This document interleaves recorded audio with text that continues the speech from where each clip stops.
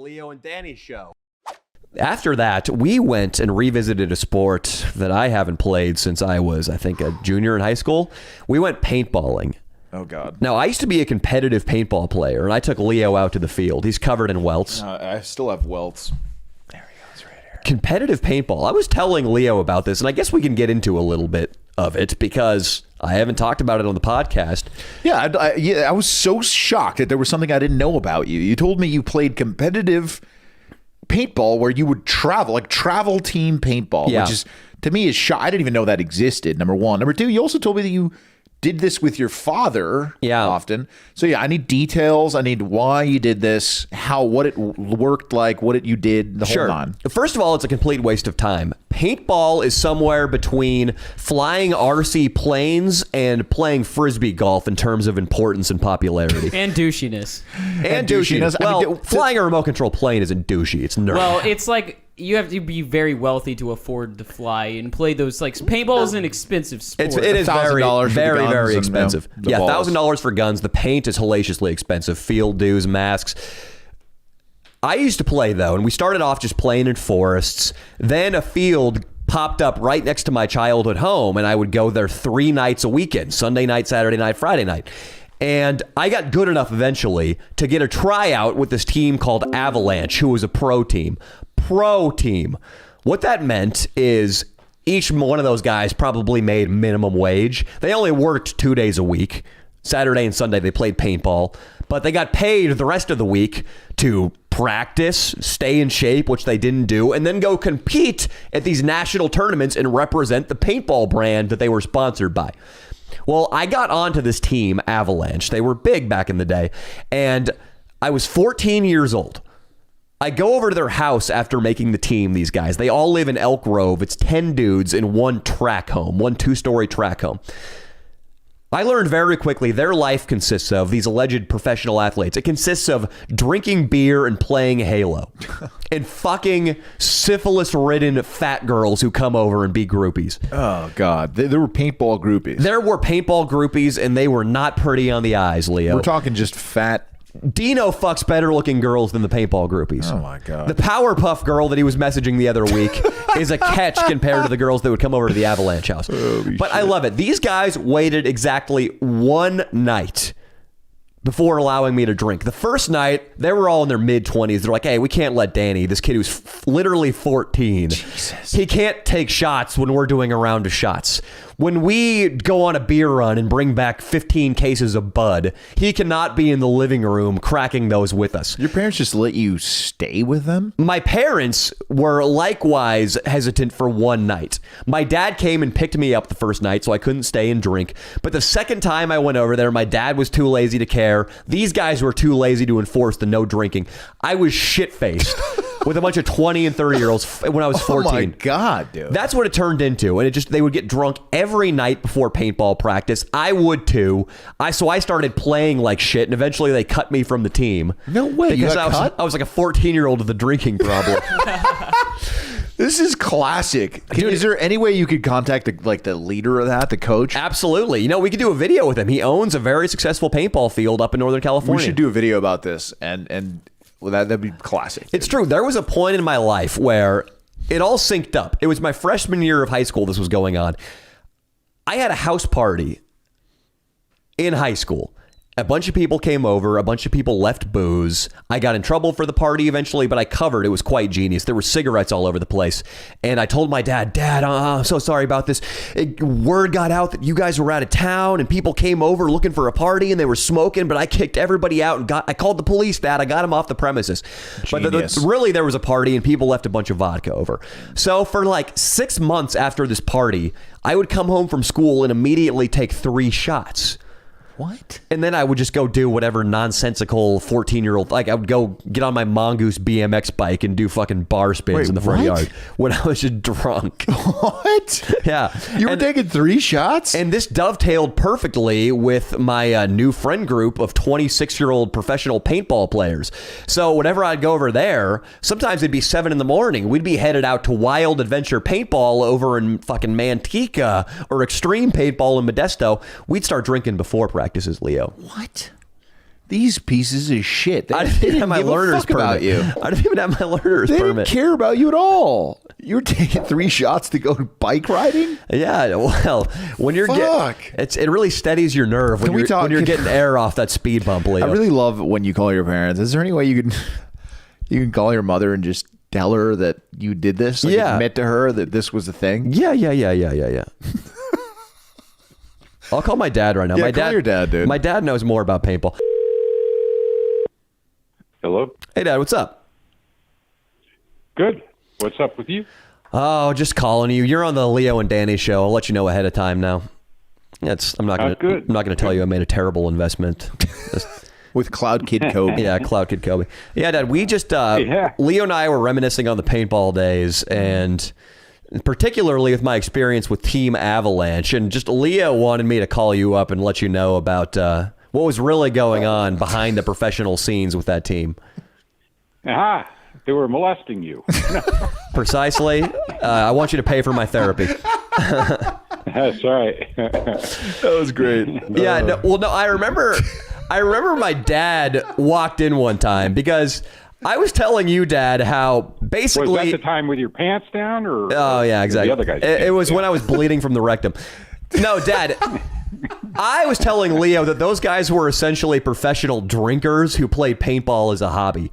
And I remember one time when you came and picked me up from their house, it was after a weekend of practice, and that meant by extension a weekend of partying. I remember you, without me knowing, arrived in front of their place, got out of the car, and just walked into their house, which of course I never would have wanted you to do, because you walked right in the kitchen looking for me, and there were probably 200, 300 empty Budweiser cans all over the counters. And at that point, you had to have known. Bottles. Don't forget the whiskey and the vodka. Industrial-sized bottles of Jack and Smirnoff. Yes, I would agree. And I was 14 years old over there getting shit-faced, Dad. That's what Leo wanted me to come clean about. Well, that I would dispute, but... would you? I wouldn't. It's true. Well, as a parent, he's going to dispute.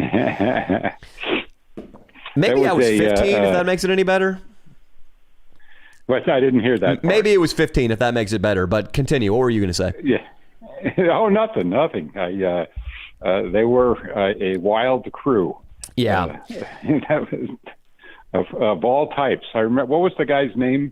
He was getting a huge tattoo all the way down his body. There was a skeleton with a long top hat, like a stovepipe hat, like Abraham Lincoln used to wear. Well, what was that guy's name? I remember that guy. I think his name was Roy Richards, but he had horrible taste in tattoos, clearly, and that shows you. Oh, it was an ugly tattoo. Yeah, that just ugly.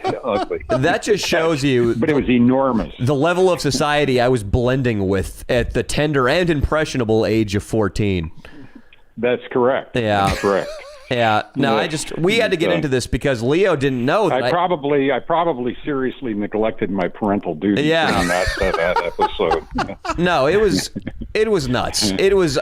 At least I didn't drop you off in some horrific, like Compton or someplace and leave you with an unknown family. Yeah. Well, we do that to ourselves now as adults.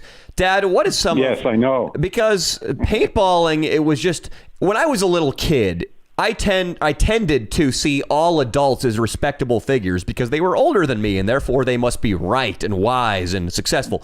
What were some of the sketchier things you saw going on in the parking lots when we were playing paintball? Did you ever see anybody openly abusing drugs and drinking booze before games? I did see drugs, but not a whole lot.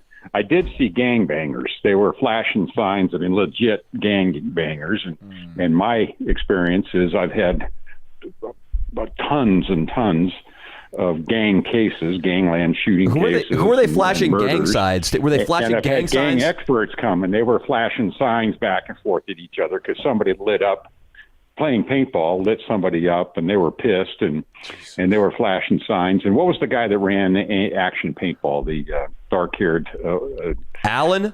I'm not sure. It doesn't matter. Alan. But wait, so Alan kicked some of those guys out of there and stuff. Okay. And so there were some dudes that came in there that I was going like, I wonder if they're packing more than paintball. Yeah, I guess they got to stay sharp for any kind of breakout gang gunfight. That's what they do. Is they go play paintball? And well, I guess they were practicing their drive-by shootings and all of that other stuff. But and then I remember smelling marijuana on a fairly regular basis, not every time, but that would be wafting through the forest here and there and out in the trees. Well, I put all my paintball pass to use this weekend, Dad.